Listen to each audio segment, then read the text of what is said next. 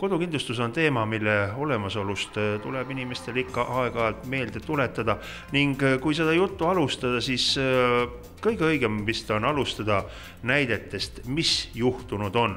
Ja siis edasi hakkame juba sellest rääkima, kuidas ja mida kindlustada. Olge hea, tooge meile üks selline mõtlema panev näide meie jutu alguseks. No näited ei ole vaja kaugelt otsida, et meie praktikas juhtub neid päris tihti ja suurematest näidetest siis võime tuua möödunud aasta jaanuari, kus oli päris mitmeid suuremaid tulekahjusid. Kõige suurem neist ulatus 300 000 euro kanti, tuli levis väga kiiresti ja perele ei jäänud siis praktiliselt mitte midagi alles.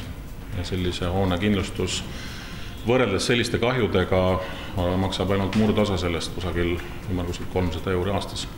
Aga mida ütleb statistika üldisemalt? On teil mõned numbrid nagu ka näiteks tuua? No kõige levinumad näited on siin ilmselt varguse juhtumid, kus Eesti statistika alusel kusagil 5-6 juhtumit keskmiselt päevas toimub, nad on loomulikult erineva suurusega ja seesama tulekahjude statistika ütleb, et keskmiselt siis üks tulekahju päevas eluruumides toimub. Mida kodu kindlustamisel silmas pidada? No kodu kindlustamisel tuleb silmas pidada siis seda, et missuguse hoonega meil on tegemist, kas see on maja või korter, kui palju meil on vara, missugusi esemeid meil seal on, kuidas me neid kasutame ja kindlasti pidada nõu siis kindlustusseltsiga, miks mitte küsida nõu erinevatest kindlustusseltsidest, et eeskätt ise aru saada, et mida on mõtet kindlustada ja mida ei ole mõtet kindlustada, kui suur valida oma vastutus, ehk siis see summa, mida ise ollakse valmis kahju korral katma. Meie kodukindlustus pakub väga head kaitset kliendile ja oleme ka siis viinud viimasel ajal sisse mitmeid täiendusi, mis meie toodet veelgi paremaks muudavad. Ja seal on siis mõned näited, kus kindlustades siis kodu ergos, näiteks siis klaasikahjud on ilma oma vastutuseta või siis suuremad kahjud, mis ületavad teatud summa, samamoodi siis kliendil ilma oma vastutuseta.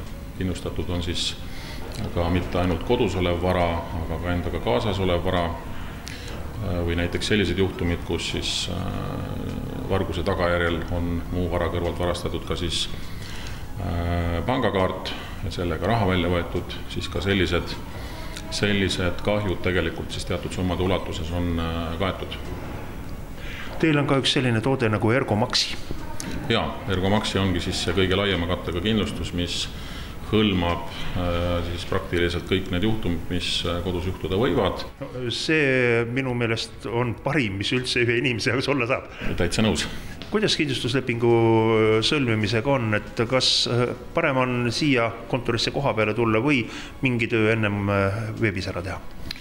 Seda võib täpselt nii teha, nagu klient ise soovib, et võib alati meie kontorisse pöörduda, aga tõenäoliselt lihtsam on siis minna kodulehele ergo.ee ja uurida seal siis juba väga täpselt järgi, kuidas meie kodukindlustus töötab. Ja sealt on võimalik saata siis ka sooviavaldus oma kodu kindlustamiseks.